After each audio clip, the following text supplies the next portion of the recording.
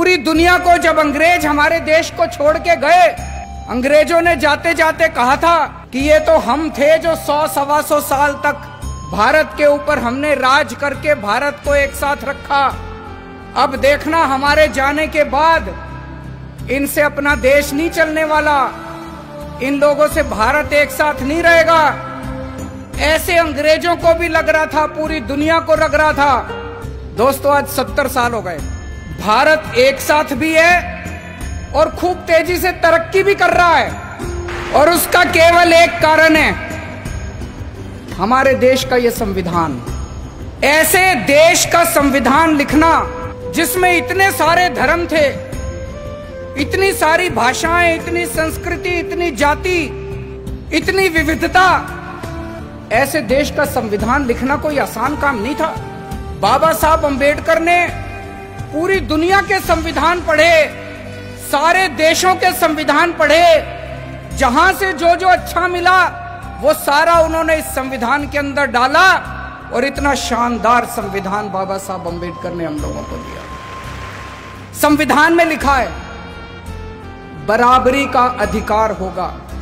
अभी तक यहां इतने सारे बच्चे बैठे हैं, अगर कोई बच्चा गरीब घर में पैदा होता था और कोई बच्चा अमीर घर में पैदा होता था, क्या उनको बराबर की शिक्षा मिलती थी? नहीं मिलती थी। तो क्या बराबरी का अधिकार था? नहीं था।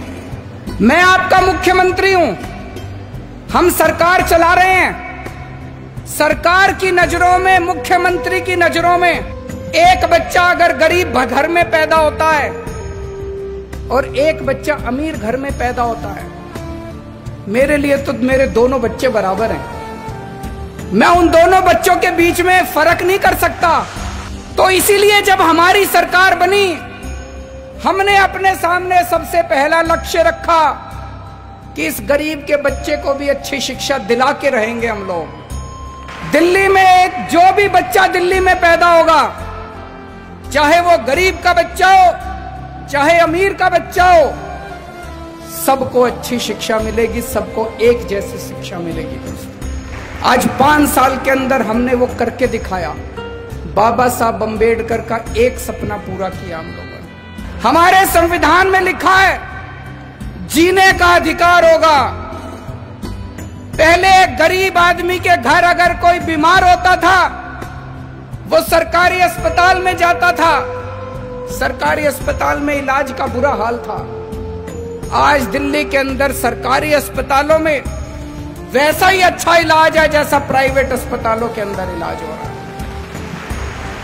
लोगों को हमने जीने का अधिकार दिया।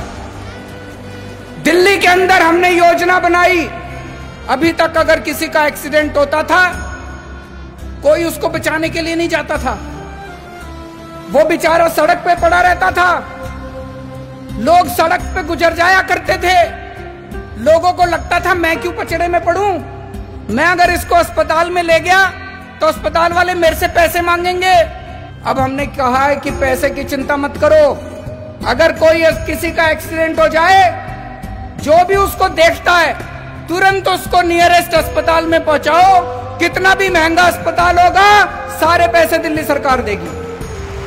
संविधान में लिखा है गरीबी दूर करेंगे। गरीबी कैसे दूर होगी?